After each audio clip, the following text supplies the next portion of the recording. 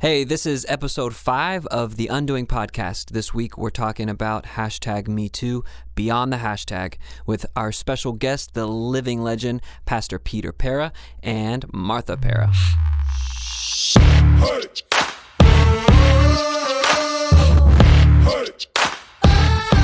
Hi, welcome back, everybody. It's Janelle. I'm here with David. Hey. And Brendan. Yellow. And we have 2 special guests, Martha Pera. Hi, how are you? And her husband, Pete Pera. Hi, everybody. Pete is our pastor and our friend, and so many other things to us. And as is Martha. She's our token therapist. And so they're Every here group to needs talk one. with us a little bit. Why don't you guys tell us a little bit about yourselves again? Sorry, we already recorded this. Yeah. And we're cringing out. And it was so good. We lost so it all. good. So we're going to have to try to remake it. And we lost It's okay. it. We'll Go try ahead. to get that Let- energy. tell us about yourselves. I'll let my beautiful wife go first. What do you want me to say? She'll tell the story I'm shorter Martha. this I'm a time. therapist. Yeah. Been married for 25 years. I have That's 4 it? children. That's it. 28 together. And I love to garden. I really love to get to know people. And I love me. Wow. We love you too. We love you too. She just came back from retreat. Yes. So she was working on I have a herself. beautiful heart. That's what I was told. I have a beautiful I heart. have a beautiful heart. So I don't care if you don't like me. I love me. That's what they do at those women's conferences. Yes, Wow. yes. It was Create a beautiful time. narcissists. That's good. That's why I go as often as I can. Oh, sorry. How about was you, that Pete? sarcastic? I'll let you guess. Well, my name is Pete, and I'm a pastor. He's a pasta. I'm a pastor. One of the best. Yeah. One of the best, I have to say. What do we say just about ourselves? Yeah. Rabbi. I'm a rabbi. I look like a rabbi. Kind of look like one right now with your beard. But actually, I'm a pastor, but that's only a part of who I am.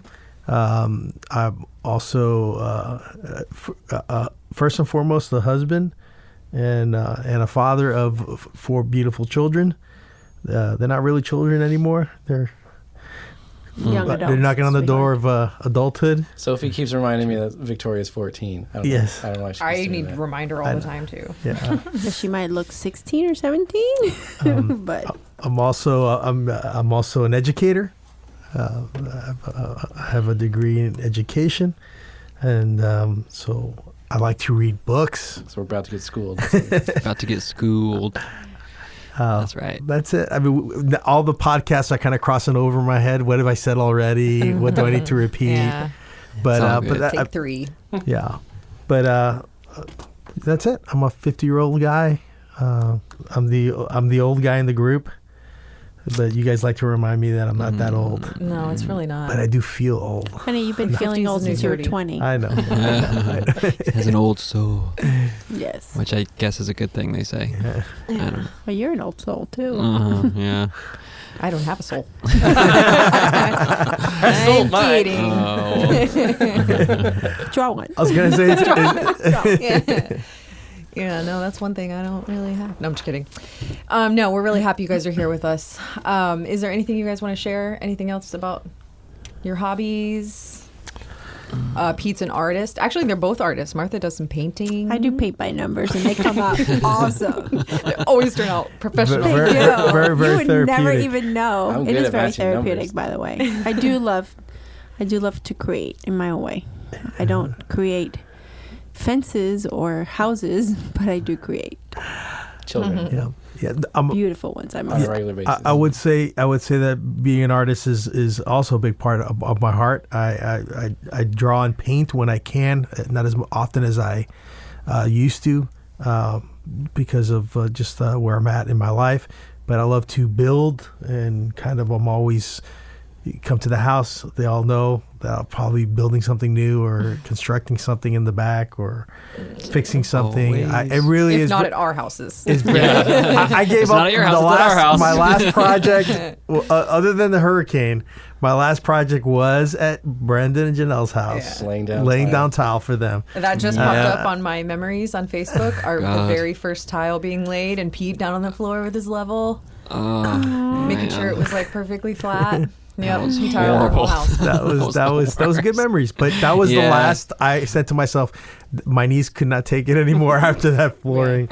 I can't do that again. But yeah, it was good though. I think I take great joy in that. I think that it's a cool thing to be able to build and use our hands and be creative. I'm a musician. I play and I write music. Like I said, if I was to say, if you look at my yearbook, It says from college Renaissance man. is my friends used to make fun of me, call me the Renaissance man. And if anyone knows what the Renaissance man idea is that you can be good at everything and you should be good at everything. You should try to learn and expand yourself. Be a little bit of a doctor, a little bit of a poet, a little bit of an artist. So I recommend that for everybody. Yeah. Oh, that's interesting. So you're gonna play in the Let's do NBA it. soon? I like that. I actually have trophies, but the only problem was, I was really good at basketball till I only grew to 5'7", and everyone was like a foot and a half taller than me, could like dunk and just, put me right down on the ground. So I rode the bench on the third B team. So I moved to football because football is a short man's game. If you're in the right position, it's good. Leverage. But you're not allowed to kneel, so. Oh man, That's another. is that what we're talking about today? No. That's We not already what we're did talking that. about today. No, there is a lot of other stuff going on, though, in the world. And one of those things is what I want to talk about tonight, the hashtag Me Too movement, the most current one. And so that's mainly going to be our topic of conversation. And I think that with everything that's going on, what concerns me is that this one is really important, and it's actually, it's really important to me personally, and it's getting lost in the mix quite a bit. And I think it's something that should be talked about more. So hopefully this will help a little bit, get it out there a little bit more. Not just the movement, but the reason behind it. And personally, I feel like it has potential to bring so much healing to people, and that's why I really want to talk about it tonight. So I wanted to get you guys' input. What are your main thoughts on the Me Too campaign? Who wants to go first? Well, if I can confess, I think it is a very important movement. I saw it. I think really and truly it's just it's a shame how many really how many really have suffered and have had not. I just think of voice, and I think that this is a way for people to have a voice. I don't think it's a time to judge whether that voice is right or wrong or indifferent. No one really knows. Yeah. And I think that most definitely as believers, that we have to just pray that they find their voice, they find their worth, their value, and that they know that God loves them, and that whatever journey that is, whether hashtag Me Too, whether it be counseling, whether it be social media, that they're being heard. Yeah. And I think that anyone that goes through any type of abuse, whether it be men or women, whether it be, however, I know that this one really got kind of magnified because of all the things happening with this man, which I don't even like to say his name. But I think that we have to pay attention to society, and we as believers being the salt, I think that we have to really be the hands and feet of Jesus and love people and meet them where they're at. I've dealt a lot with sexual abuse of children, and it's a hard thing. Some people, I think, don't know how to respond or what to say, so therefore they say nothing at all. But I don't think that that's fair to the person having the courage to speak up. So I think that there's a lot of us in that hashtag Me Too movement, people that can identify with it, people that can encourage it and support it. I don't know that we're in times right now that we should be judging it, whether the person is correct or not, or however it is, I think that has no bearing in the situation. If Yeah. it happened to you, then it happened to you, and my heart goes out to you. Yeah. That's really what it is. Well, I for think me. that's how it started. One of the things that like Alyssa Milano said in one of her interviews was that it gives people a voice without actually having to give the details of their situation and the experiences that they've had. And I think that's why it resonated with me, because of course a lot of those instances that have happened, like in my past, it's not something I do want to hash out and like talk about, and definitely wouldn't post those kinds of things online. But like I said in like the last podcast that I did with about the vulnerability, as a Christian, I feel it is my responsibility to like lead the way in that and giving people a voice. And if I'm saying this happened to me, then it gives the other people an opportunity to say, yeah, me too, you know? And it's not even just with sexual assault and sexual harassment and abuse and things like that. It's other things, you know, it gives people permission to tell their story without actually having to give the details of it. And it starts their journey of healing. And I also think it helps other people that would not really have the courage for the voice. It helps them. Right. They encourages them to not feel so alone and isolated. Yeah. So I think that that's what's happening. And I think that if that's what it does and it brings people to an awareness level of, my goodness, this is happening more than we thought it was, then I think it should be heard, you know? Yeah. And I had posted this week a comment on Facebook asking the men to speak up about it. And so I kind of want to hear Pete, Brendan, and David's view on it. David was one of the few men that commented on mine, and I really liked your response about giving, you know, putting a face to, because we know it happens. The statistics. Exactly. Yeah. Putting a face to it. These are people that you know. These are women you've grown up with. These are your sisters, your moms, your aunts and cousins, and all kinds of people that you know. So yeah, let's hear what you guys have to say about it. What does it make you think of your position as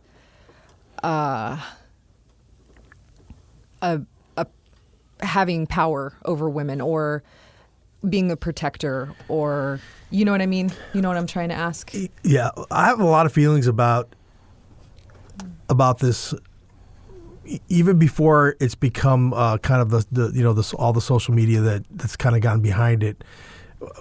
First and foremost, one of my fears is that this is the topic of the moment, and that Right. like Black Lives Matter and like bringing down Confederate Right. statues, that it's going to be literally forgotten in a short time, and that would be a horrible thing. Yeah. I think what I think society is responding to is, and it is that people are surprised that there's injustice, and I don't think, I think as a believer, we have a perspective that, injustice, there's a reason why there is injustice. And it is, to me, about power and power that abuses its position, as opposed to being, power that can help and can support and can encourage. It's power that's abused. And that happens, that's been happening since the beginning of recorded time, that those in power abuse those who have no power. Yeah. So at the heart of it, now when it comes to this situation specifically with sexual abuse, again, having my experience in foster care, and looking at the statistics, that I think it was at that point 9 out of 10 kids that were in foster care were sexually abused. And then my own experience that I've shared openly about being sexually abused. Martha's also shared openly about hers, knowing that if you get people in a room, most of those people have had those type of experiences, and we've lived in a culture, or maybe as far as I can remember, like even abuse in my extended family, that was just kept in the dark. So I think I give kudos to anybody who has the guts, whether they say it right or whether they say it wrong, or whether it's rough or whether it's emotional, to express that truth that this happened to me is essential for them to have healing, and to be able to get past it, and to raise awareness. And that's my biggest fear, is that this awareness that's being raised, because like to me, it wasn't a surprise that, oh my gosh, you mean Hollywood? I mean, they've talked about it for years, and about the casting couch, and about, it's just that it's come to the surface. Yeah. I mean, we just celebrated a man's life that his job was, exploiting women. But now he's a civil rights guy. Really? He's civil rights? He was really fighting for women's rights? Mm-hmm. I don't see it that way. Right. But who are you talking about? Hugh Hefner. Oh, yeah. Make sure. So thanks for being I just wanted to clarify who you were talking about. Yeah, Hugh Hefner. Some people may not know. We talked about him in the last. He was trying our not last to name podcast. his name, I but believe. okay. Well, it's fine. But again, just even to a parallel point, like what just happened in Las Vegas with this guy killing everybody. Everyone's looking for a reason for evil, and everyone's looking for a reason for people to abuse other people and to hurt other people. What drastic measures can we take to stop? Right. And the thing is I think that this is very clearly why it's a fallen and broken world. We're fallen and broken people. So awareness and speaking out is essential. So I applaud it. I didn't respond on Facebook because of the trolls. Right. And that's so I'm very careful because it's really a delicate conversation, and it's hard to just do that in a post. Right. But even as I'll share openly here, me too. I want to share my story, but it's not an easy thing for me to get up there and say that. Are people, what are people going to assume? What are people going to say that I'm trying to take attention away from the women's, the women who? But I, as a young man of 13 years old, an older woman in her mid-20s began a relationship with me that was abusive, and that wasn't the only place. There was promises of at the same age before I came to know the Lord, in my clubbing days and all that, where they were promising to make me a model and all that nonsense, and it was just old men trying to have sexual relationships, and that's really what it was.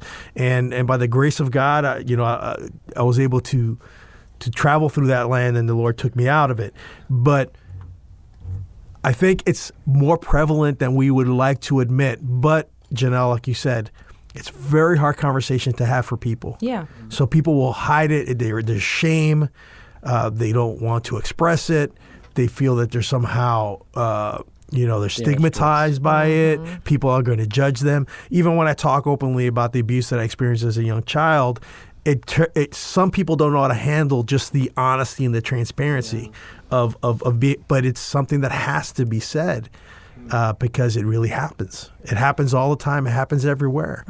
And I do think that speaking out is the best weapon.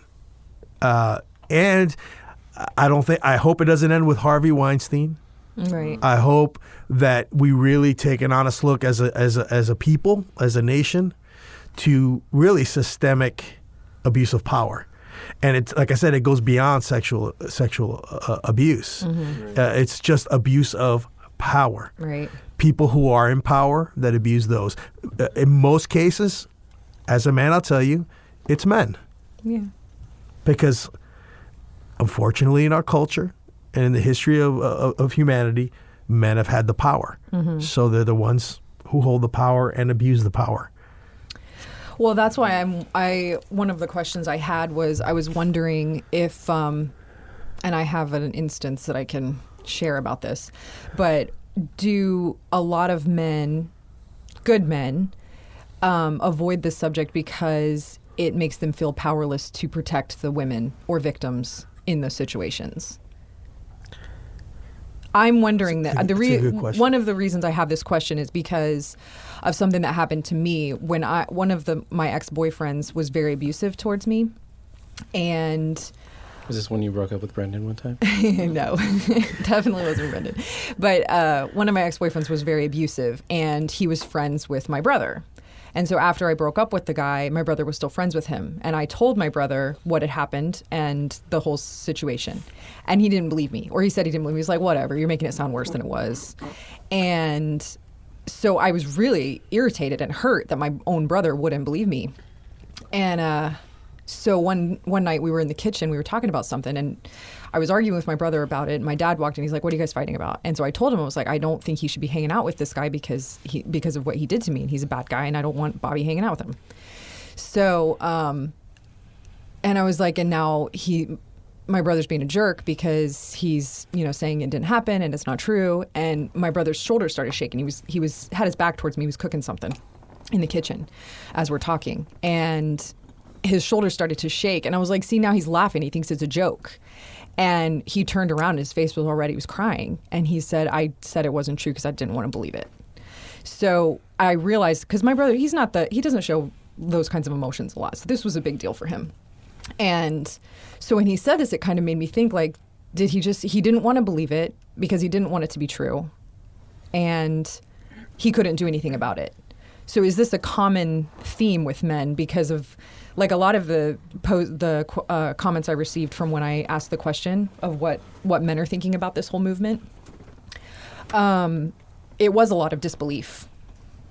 I mean, maybe it was just implied, but it seemed like there was a lot of belief. Maybe this didn't happen. Maybe they're just making it up. Maybe they're, I'm not going to let the men off the hook. I think that they got their head in the dirt.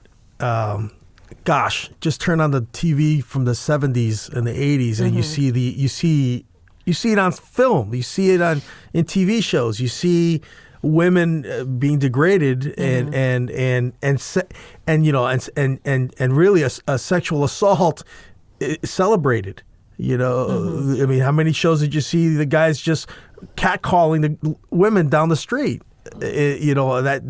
So to say that people aren't aware of it, it's more of, I think, if anything, it's such an overwhelming problem that it's kind of people throw their hands up. Yeah. And it's like, what can I do? And as a father of two daughters, and I tell them that they need to defend themselves and they need to fight for themselves, and they cannot take those type of abuses from male or female. So it's something that's a conversation that needs to happen. Yeah. I think part of it is, though, I don't know, because I can't speak to as being a male, but women as a female, as looking from the outside, it seems that it's been very normalized behavior. So therefore, for us, it's not. It's abnormal, really, and it's wrong. But for men, like, I think of locker room talk, and this is how we say it, and this is how we do it. We celebrate and it's been normalized. President who said those things. So to me, it's a culture that has also tried to normalize something that is not normal, and that they've tried to understand it that way. But I think that with this voice is saying it's not normal, it's wrong, and those of you that don't see it or want to doubt it, have to realize that we have to do something about it. And it's not just about identifying and doing a movement, but it is about legislation, and it is about stricter penalties. It's like foster care for me. I really look at it and I say, there's cases that we had that we could not even fathom why this child would have to go back to a place of unsafety, and knowing all the evidence, the plethora of evidence of that this child was abused. And so that's where I think that we do have to have that voice. And of course, you don't want people wrongly accused of something, but the truth is that for that person, there's probably 10 that are rightly accused. So you need to really realize, it really, as a society, men and women, I think that we view it very differently. And I think that there's a normalization almost sometimes with men, and I'm not sweeping everyone under a general thing, but I think that when I hear some of even good good guys, like you call them, oh, that's a locker room talk. And I'm like, and I've asked my boys, I've even asked my husband, is this how you talk when I'm not present with you? Because if you do, it's wrong. You know? I mean, I also want to bring people talk like that, right? But I've never participated in right. Well, I'll remind Martha of a conversation we had many years ago. Oh dear! But when she was working for a certain company, and we would have to do the Christmas the office, Christmas office party and all that type of stuff, I would always say to you, I don't really like to go because these gentlemen speak about things that I really don't want to have a conversation about. Because that does exist. It isn't all men, of course, and I'm not. The truth is, I think that we're looking at the worst cases. I'm not even talking about the worst cases. I'm talking about the cases that happen every day that aren't the worst, but are still bad. So basically, a woman in a workplace or in a woman at a school, like in high school, as a teacher, you witness it. There is, and it is something that has to be corrected. I think it is education, but also, again, I think that there is an issue that we're going to come back to again and again, is that there's an assumption in our society that people are inherently good, and that's a whole other podcast. But I don't believe that people are inherently good. I think we're inherently broken, and the Bible calls us, we're sinners, and that unchecked is a problem. I think that we have to understand that there has to be regulations, there has to be conversations, because we're sinners, because people are sinners. You have to talk about it and not allow it, and have. So now we're having this conversation. I hope that something more happens other than just Harvey Weinstein. That's my thing. It's like, how do we talk about this in school? And how it's really good. It takes education. It takes legislation. It takes parenting. Like as parents, are we having this conversation with our children? Oh yeah, I already am having this conversation with mine. I mean, I have 3 boys, so it's like I worry. My biggest worry as a mom is that I'm going to miss opportunities to teach them how to not abuse that power. Like even Kingston, he said something, some little girl in his class was hitting him or something like that. And I was like, that's not okay. But it was a time to teach him, more often than not, you're going to be stronger physically than the girls in your life. And you never take advantage of that. You never pin them down. You never hit them. You never retaliate in that way. You find another way to defend yourself or get away from them and then deal with it that way. And even I think this was last year actually that happened. So first grade. So even in first grade, teaching boys and even younger than that, even when Hero hits me, that kind of thing, teaching them it's not okay to do that kind of thing. So it starts really young, and I think another one very important tip for preventing, or even not even preventing it, but dealing with it as it comes up, is believing first and doubting only when necessary. Because so many people bring that up. Oh, is that really what happened? What were you wearing? The whole rape culture, how were you acting? And that doesn't believe first and then doubt later when there's evidence of dishonesty. Yeah. And I think, Janelle, and I think for the most part, people will respond. As a teacher, that was always something that I talked to other teachers about. And in ministry, that's also something I've always talked to people that do ministry about, making sure you go overboard to never put yourself in a situation where anyone could say something about you. But I think when you like I said, when you it becomes an issue of power, and that's what we're talking about, those are the hard ones. I don't think, I think it's because there's literally retaliation. So say what's happening with on Fox News, with Megan and O'Reilly. That just happened, and she just, I think, spoke out again the last couple of days. She was on the, speaking out again. But it was an issue of, I won't have a job. Right. I'm going to lose my ability to paycheck. I'm gonna lose my opportunity to have a career, and then like with Weinstein, it's not only the abuse, the sexual abuse, it's the abuse of power in regards to your future is in my hands. Yeah. So I can make or break your life. So you better be quiet. You better not say anything because you'll never work in this town again. Yeah. And that is the stuff that has to be exposed. And I don't know how effective it's going to to tell you the truth, because like I said, politically we have to expose that. Well, I mean, with Weinstein, like other producers that are on his level or even above his level, those are the ones that have to come and take a stand and kind of take that power away. Otherwise, it's going to take a whole collective of people underneath him to flip that over, whereas somebody with the same level or higher has more leverage to make that. Yeah. Well, let me ask you a question though. How many people do you think were in on it with him? Oh, I'm sure more than. I mean, because.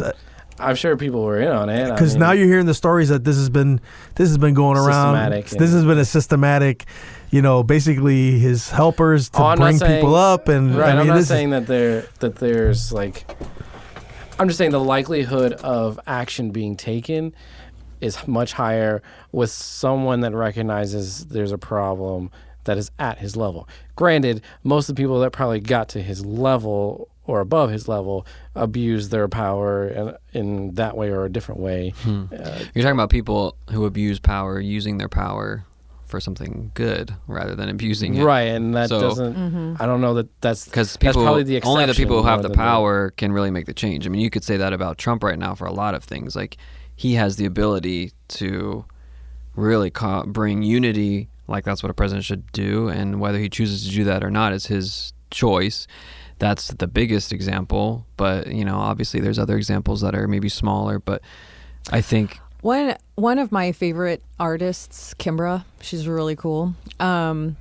She's a singer, and she just posted a blog yesterday that was talking about this and how like this kind of thing isn't going to change in the industry, in like the entertainment industry, until the playing field is even with power with men and women. When there's not more women than men, but more women than there currently are in places of power, that's going to give up and coming artists an opportunity to display their talents without having that relationship like with Weinstein or with O'Reilly or whoever. But you're assuming that women won't abuse their power. No, either. It's not. I'm not assuming that women won't, but it's very off balance right now. Right. And has always been, even in government and in other industries, it's been off balance. So until it is more even, this thing is going to happen like over and over and over and over and over again. It's just a power struggle. I'm not saying that that's not going to happen anymore ever. It's just it is going to happen a lot less. It might help, yeah. I just don't know how yeah. I don't know. That's a solution. I mean, that was her opinion on it, and I kind of thought like, but, that's interesting. I think interesting thought. I think that would be, first of all, it's a good thing. Yeah. But I think the diversity of the voice is what she's saying. Right. There's the more diverse you have the voice there, True. whether there's not one man in power determining whether or people men are like him. Let's be honest, men like him, meaning that you have diversity that even all in comes culture. down to just accountability in general. Like what Pete said, it would be a good thing, obviously, to have more women in leadership and all that stuff. But to say that the numbers would go down just because of that, I don't know that would necessarily be the case. Right. I think it's more of it's about transparency and industry. Folks like this, folks who choose to abuse their power in this manner, whether it's in a family, whether it's in a church, whether it's in a government, they fly under the radar because people are afraid to speak the truth, and they're afraid that it's their voice alone. So it is about creating a culture, and I don't know how you do that. I wish I had the answer, but I think it is about creating a culture of willingness to speak the truth. And I think that's what the situation has allowed. Some people just said, there was finally someone that said, we gotta bring this to the light. And that one step allowed others who have been carrying this burden for 5 years, 10 years, 15 years. You start seeing all these cases and it's become a tidal wave of truth coming out. Look at You might call it the Cosby effect. Right, the same thing. Right, Cosby's another example. There's another guy that was today. But it's interesting, like, I think, too, how I think a lot of times people don't even realize that they suffered harassment because maybe it's normalized or whatever.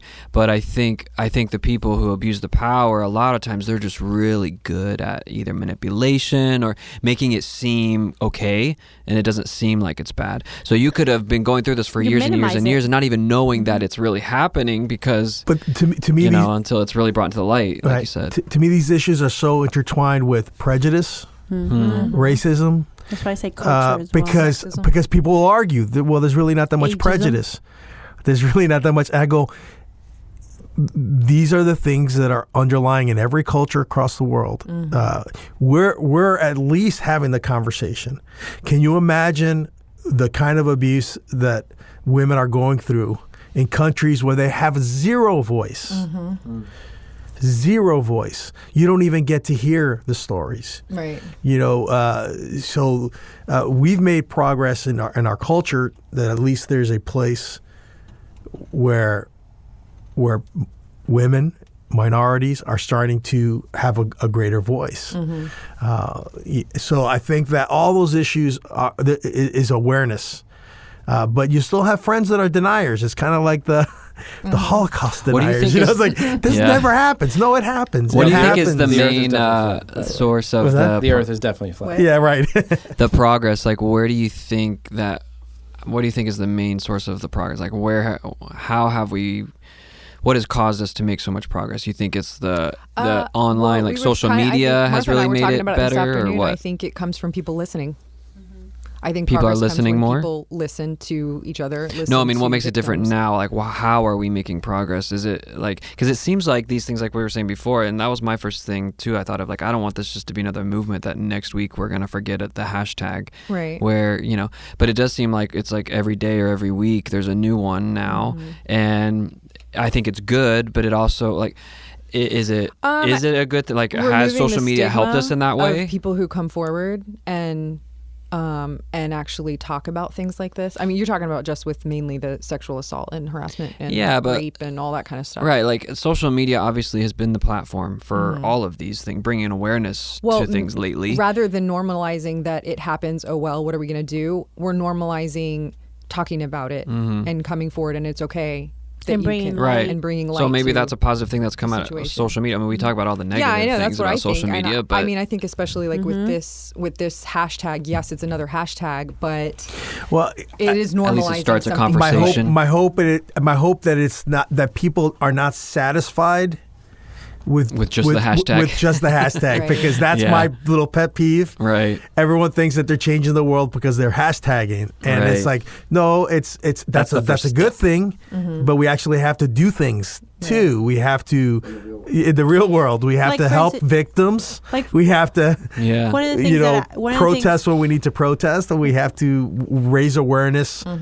In other avenues and in other Don't ways. protest the wrong way. But I think that one of the things that, like, Janelle asked, what are good men, like good men that yourself, like the people in this room, how can you do it? Well, I think that now the onus is to not be silent, that when you do experience it and you're within the vicinity of you seeing it and it's obvious, then I think that any one of us, whether male or female, we're society, and we are obligated to help one another out and say, hey, that is, that is wrong. And I can stand up and testify. That's the thing, is that people, we are living such independent lives that we think we don't get involved. And we get involved in so many other things, but people don't know how to get involved. And I think that one of the things that can happen that can have a progression that is positive is for people to get behind whatever's happening and really saying, hey, no, I witnessed that, and that's not cool and that's not right. But people are afraid, like you said, of losing their job, of losing their livelihood. But the truth of the matter is that the more people that do get involved, the less powerful those people are going to be, because you need people to work, you know? Right. So at one point, if we really come in unified voice that these things are wrong, like we do with mental health, like we do with, you know, child foster care and such, then I say this is just another one that really, for those of us that really want to be the activists, then I think that that's really what's on the line here. Now you can do something about it. You really don't have an excuse. Don't say you weren't aware. Don't say you don't know how to help. Mm-hmm. Now you do. Yeah. You know? See something, say something. Yeah. I actually had an instance when It's when I was 14. I worked at Chick-fil-A, and there was this guy. He was a manager there, and he was just a dirty old man. He was gross, and he would come up behind the girl. 14. I was 14, and he would come up behind us and put his hands on our waist and like nuzzle our necks and just like flirt with us, and we would be like so grossed out and like paralyzed. And what ended up getting him fired was one of the other girls that worked there. Her boyfriend worked there also, and he saw it, and he was like, "No," and turned him in. And then we all were like, "Yeah, he's a pervert." Mm-hmm. So he got fired. So it's like, it was because of that boyfriend, because even he talked to his girlfriend, was like, you need to say something. And she's like, oh, I don't want to get in trouble. Mm-hmm. And I don't want to like make a big fuss about it. And, you know, I'll be fine. And he was like, no, this is not right. Yeah. Silence helps continue the you know, the toxicity, continue exactly the dysfunction, the abuse that continues. That's across the board. That's a truth across the board. Mm-hmm. Yeah. You know, that's a truth across the board for any issue. I do want to open up a little bit of a can of worms. Oh no! Great. Only because I'm shocked. Why would you? I want people to hear this, you know, and I want people to not We're good. Devalue what's being said, because it's like, well, it sounds really left, or it sounds really political, or it sounds really this or that. Mm-hmm. And I'm going to talk about Jesus for 2 seconds. And you know, those out there that are followers of Christ, that might be listening, look at the example of Jesus. Don't get into the politics of women in church, because that's a whole podcast that we can have, maybe a month's worth of podcast. Can't wait. Yes. I think it's an important topic to talk about. I think I think in the church, the culture has wagged the tail for the church, the tail wagging the dog kind of thing, where the culture has said this is the role of women and this is the way the women are treated. But I say, go back to the Word of God, go back to the Bible, go back to Jesus. He is the best example of what of being a follower, of following the Lord and following the truth of God. And I would challenge anyone to find an example of Jesus ever devaluing women. Right. If anything, it's a constant valuing of women and giving them a place and a voice that they did not have in that culture and in that time. Mm-hmm. He brought them to a place of true equality. And, you know, I think a lot of people will use the Bible, and this is what drives me crazy. They'll use a verse out of context about Paul, and they will miss the elephant that's clear in the Bible, that literally the equality that God has created us together to serve and honor Him together equally. One is not lesser than the other, and absolutely in the kingdom of God, if you think that you can use your power to abuse, you're missing the point. Go read Ephesians. Paul's whole discussion that begins with submission to one another and goes all the way through the family. Mm-hmm. If you read that carefully, it is all about fixing what was brought about by the fall. The brokenness where it's one against the other, where it's power, abuse of power. And in the kingdom of God, there is no abuse of power. The one who has the power serves the most, and serves. You know, when Jesus was talking to his disciples, the disciples are arguing about who's in charge, who's going to sit next to you. You know, who's gonna be in charge in heaven. You know, am I going to be your right side or your left side? And he said, you know, the world is like that. The world lords over one another. it's not so with us. And in the kingdom of God, there is no lording over. There is equality. That's true. That is true Christianity and true spiritual enlightenment. So this is not a political issue for me. This is a spiritual issue for me. Yeah. A deeply spiritual issue. I cannot see a person who claims to walk and believe in God and to walk with Christ that would use their power to abuse, use, or hurt, devalue anybody that is obviously not someone who's truly walking with the Lord. So why are we so okay with it? Because it happens all the time, and we watch and we support all those people who have that power, and us Christians surround them and say, yeah, we're supporting them. We got to burn the place down. Well, I think that is what concerned me. That was with the can of worms. With this Me Too movement, was that it comes from celebrities who are notoriously far left liberals, and that's a turnoff. Just like with the Black Lives Matter and any of like the social movements. What am I? My brain's just like freezing. But yeah, like any. Yeah, it's most when it comes from liberal, then it shuts people off, especially like conservative, strong conservatives. Is that what you're thinking? I'm sorry? Climate change stuff? Yeah, the climate change and all that, and those things, because it came from a Democrat. Right. Conservatives don't want to listen to it.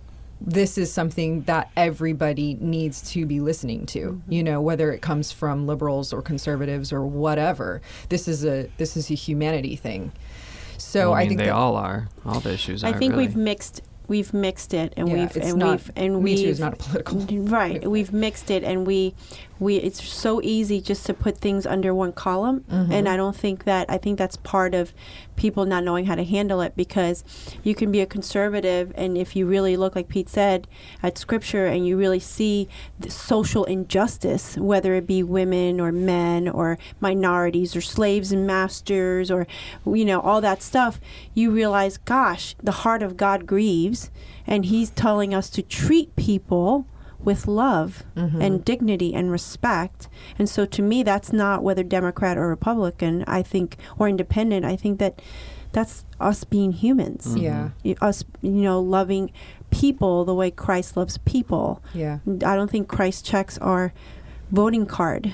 Right. Yeah. And that's the thing where No, because he already knows. And that's the thing. It's like a lot of times I keep very silent about, the political stuff, because I think people just mix things. Yeah. They mix things. And like I went to a college, and, I went long time ago, obviously. But I remember, I didn't even know, because I'm oblivious half the time to this stuff. But the fact that I was a psychology major was very secular in a Christian college. Yeah, that's past, but that was a big issue in the 80s. But that was a big issue back then. There were books written about warning No, and Christians, some churches even still today are very like, therapy and counseling. I mean, you believe in that. And I'm saying... It's not biblical? I mean, my electric guitar was controversial. Well, that's what I'm saying. Is that those of us that God is using in the kingdom and giving certain gifts, and we need a voice, and we need to allow other people with like-mindedness to have a voice, so if I would have just taken psychology, that's secular, I'm not going to study it, but that was my passion, that's still my passion, so I wouldn't even live up to the gifts that God gave me, right. had I not been, I guess, strong enough in my own identity with Christ to say, no, I don't really care what you think, I really do believe in it, and I think God is using me through that. Yeah. So that's what I'm saying, is that those of us that know better should do better, type, but yeah, I think what I wanted to a point that I wanted to get across from just this topic on this podcast tonight was that there isn't helplessness, and there isn't I don't feel like I can help do something to fix the situation, and there actually is, and there's actually, it's really simple. Listening first when someone is saying, okay, this has happened to me, this is what happened. Listening, believing first and not questioning that they're being honest or truthful about it. And then choosing to practice some empathy, trying to put yourself in their position. How would I feel if this happened to me? And really try to feel what they're feeling. And then also encouraging them to speak to a counselor, really start the healing process. and handling them with care and respect. And that's all any victim is ever asking for, male or female. So I think that was my one thing that I wanted to say, because if there's so many people saying like, well, there's nothing we can do about it, so let's just, move on. New hashtag today. It reminds me a lot of 13 Reasons. Yeah? Why? Yeah. I didn't watch that. Oh, that was... The young girl that committed suicide. And, Right. The Netflix she movie went to- or show? She went to... she could have done a better job of speaking up and not being so indirect. But, I don't know how much you can ask of somebody that's depressed and all that stuff. But she had been raped. She had been... the rape scene was like one of those most raw things I've ever watched in my life. To the point where I actually had to stop it and turn it off. And I've never had that before with anything that I've ever watched, that all of a sudden I had to this is too much for me. But it was definitely like, you could see that happening at any school in America, and it wasn't a far-fetched story. It wasn't, granted, the whole, that was a lot of plotting for her to record 13 tapes and have the whole plan and whatever. But that was kind of the way to move the story through, I guess, more than the story was still important regardless of maybe how far-fetched the tape part of it was. But there were people that didn't speak up. There were counselors that didn't take her as seriously as they should have. And even herself, she didn't speak up when she should have. And then all the different factors that... as I think back, I didn't know how to speak up when those things were happening to me when I was a young man. Oh, yeah. I didn't know. I internalized it, kind of swallowed it deep and tried to live my life, and it affected me greatly. And it really wasn't until my walk with the Lord and that, and being in a loving relationship and growing in understanding, and yes, going to therapy, because therapy is not a bad thing. It's a good thing.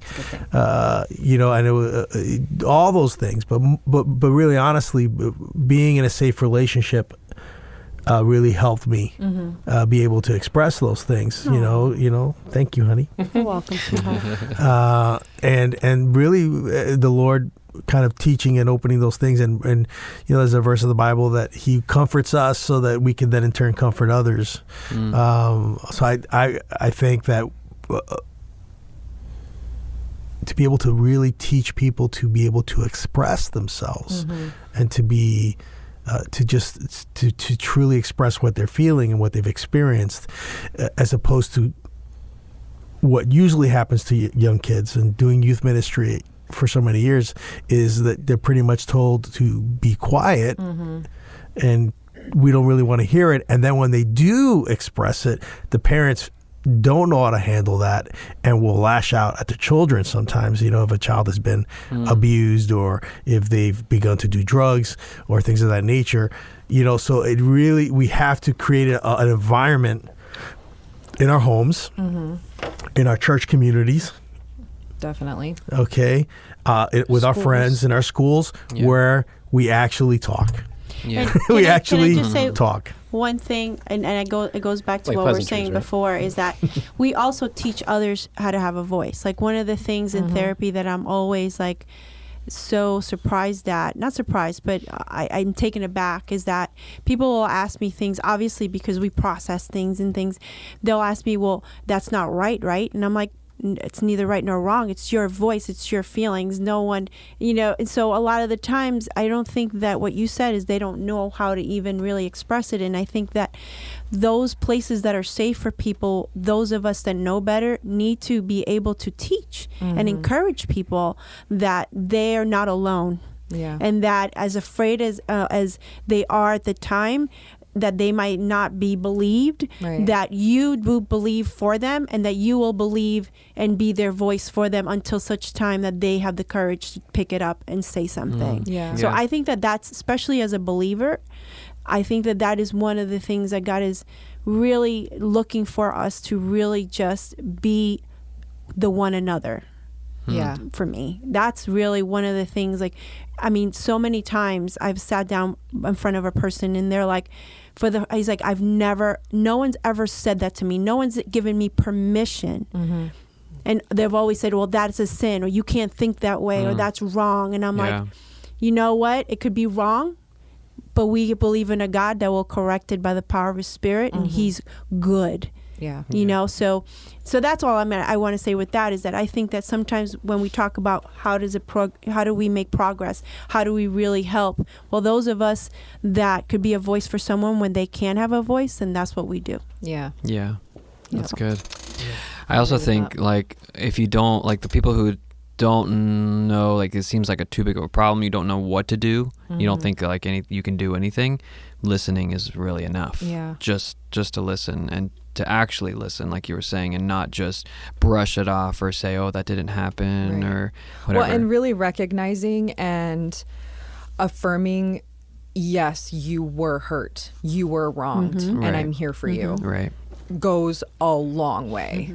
Yeah. Such a long way. And that can really start the healing process for somebody who has a lot of, like, deep hurt. It's changed their life, and you're giving them this opportunity to choose healing and move on from it. Well, you're validating. Yeah. People Yeah. need to be validated, and I know that that's a lot of psych terms, but the truth of the matter is that no one likes to feel not heard, not understood. So Right. when you do that, you're validating that person, you know? Yeah. So It's hard for people like me who try to see the good in everybody and ignore anything that's bad. That was Bad stuff happens, that was a babe. pre-podcast conversation. It really is. It's a challenge because, I mean, you end up creating your own narrative because you want things to be a certain way and you don't want to believe that people can be bad. But you, I mean, denial you know the is truth. a very strong thing. And it's really real, is. It yeah. really is. That's something I And definitely it can struggle be with. extremely damaging too. Yeah. If you are talking with someone and they maybe open up to you, or you know certain things or whatever, and it's starting to come out, and you're like, oh, this isn't happening right now. We're not going to talk about this. Yeah. You've just cut them off Guys, from. denial's not a thing.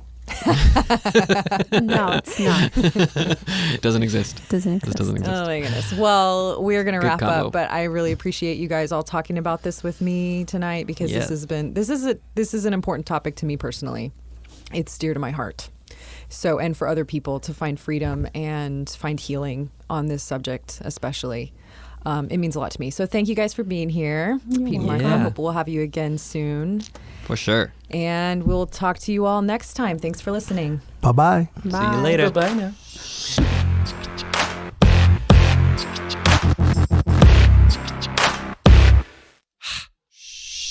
The Undoing podcast is recorded at Rude Studios. Special thanks to our engineer, Brian Boyd, and our very special guests, Pete and Martha Pera. For more information on the Undoing podcast, visit our Facebook page at facebook.com/undoingpod.